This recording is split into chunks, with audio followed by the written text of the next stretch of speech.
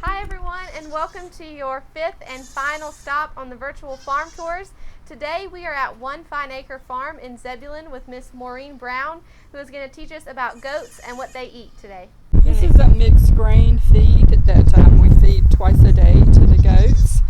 They get some on the stand, but then I also give all of them some feed that's a mixed grain twice a day. I try to use a higher protein, 16% protein feed to give to them. The most important nutrient that you can give a goat is fresh, clean water. So we give fresh, clean water twice a day. Hay twice a day, and this happens to be fescue hay. But we have red clover on the truck over there that they actually prefer a lot more. And then once a day we give them, refill their loose minerals and their baking soda, because you want to have that for them free access every day. So if they want a little bit of that, they've got it. And what purpose does the baking soda serve? They're ruminants, and to make them ruminate better, baking soda helps with that. So ruminants have the ability to take feed that's maybe not the highest in nutrient, and because they have 4 compartments in their stomach, they quickly eat the high roughage feed, and then the microbes in their 4 chambers of their stomach, in their rumen, they regurgitate it and chew their cud, and then it goes through more microbial stages in the other 3 stomachs, and it becomes a higher quality feed because of that. So they can take hay that is, like a lot of people say, coastal ruminant hay, which is what we feed a whole lot, is not the highest quality hay. They can take that and eat it and make it into a higher nutrient than perhaps a single stomached animal could. So this little one in the back is a Nigerian. The Nigerians have only been domesticated since the 1950s. So they're an African breed, and they actually came on with big cats to zoos, okay, and they were the food for the big cats. Well, some of them didn't get eaten on the trip over, so they got to when they came, they put them in the zoos, and so one of the ladies that worked in the San Francisco Zoo, where some of them were, realized that there were actually 2 breeds. There was the Nigerian and the Pygmy, and they were actually different. And so she really liked the Nigerians, and so she is one of the first people to domesticate them and start a herd with them. And so there was one out west, and it was in Utah, and then I think there was another one that was in Ohio, and there were basically only 2 herds of Nigerians in the United States, and they were actually on the endangered species list back then. They're not anymore. People have bred them very prolifically, and they're made a huge comeback basically. And this big one up front is the Toggenburg. The Toggenburgs are a Swiss breed, so they don't tolerate the heat of North Carolina quite as well, and that's why I've clipped the Toggenburgs to try to get them cool. And actually, the Toggenburgs have been managed for thousands of years. So this is a Swiss breed that's been, people have domesticated for many years and for a very long time. Standard goats and Toggenburgs, some of the Swiss breeds, have these little things called wattles. I've heard somebody say they're their earrings. They're their little jewelry that they have on them. I've heard them called that they're their external tonsil. I don't really know what the purpose is. They're just little decorative, pretty little things that they have. And all of our females are in here together, and we have the bucks in another pen. So a female that's kidded before, had babies before, is called a doe. And then that little one that was here a minute ago is a doeling, because she's less than a year old and she hasn't kidded yet. And then the males are called bucks. If you've noticed, in a lot of the pictures, there's dogs with the goats. And we have the dogs are Great Pyrenees. They guard the goats from any predators. We do know there's fox been around the pen, and there has been a coyote, but they have managed to fend them off. If anybody comes up, if any other dogs come up, they bark and tell them they're not supposed to be here. And if something gets in the pen, their job is to make sure that they don't injure the goats in any way. Actually, their method here that we've had today, is they've gotten in between you and the goat. So they feel, sometimes you're out here and they might feel, wow, these people out here. What are you doing with my goats?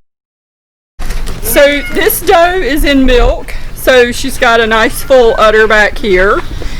So most mature does that have come into milk before are trained to run out here, jump on the milk stand. They know better than anybody when it's time to be milked. So she came out, there's food out here, she comes out, she jumps on it.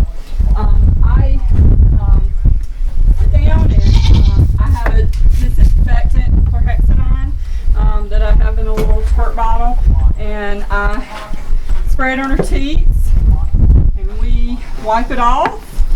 And then we do a strip to make sure there's no mastitis in the milk, which I just did then, and there's no mastitis.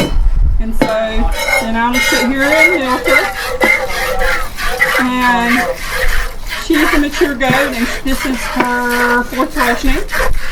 So she's used to being milked. And you start at the top and go all the way down to the bottom and squeeze. So it's almost like a balloon filling up. Start at the top, squeeze down, all the way down to the bottom. And she's one of these ones that she has really big teeth, so I can use my whole hand to milk her. The Nigerians have smaller teeth. Sometimes you're not using your whole hand with them.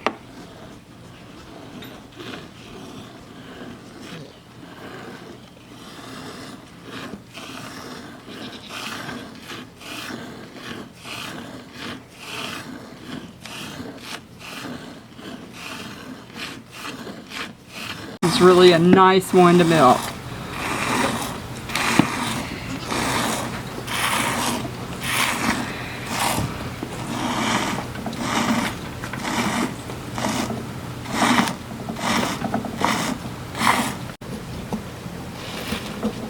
So there we go. She's about done there. Now, totally empty.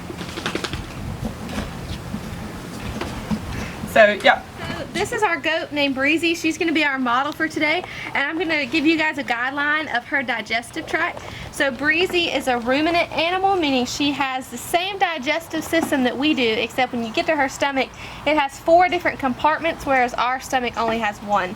So you see her up here eating right now. The first part of her digestive system is her teeth. So her teeth are actually grinding up that rough food in order for her to break it down. It's the first step in digestion. And then as she swallows it, it goes into this long muscular tube in her neck called her esophagus. Her esophagus squeezes the food, falls down into the stomach. Once you get to her stomach, the stomach has 4 compartments. So the 4 compartments are the rumen, reticulum, omasum, and abomasum. So the rumen is the bacterial vat of the stomach, and it uses a lot of microbial digestion to break down the food. The reticulum is used to regurgitate the food.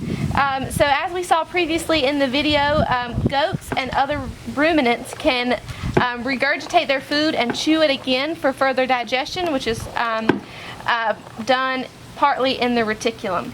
And then as you go into the omasum, it's another form of mechanical breakdown where the stomach is actually contracting and breaking down the food more. And then the abomasum is known as the true stomach, which basically means that just like our stomach adds stomach acid to our food, the abomasum is where enzymes and other stomach acids are added to break down the food.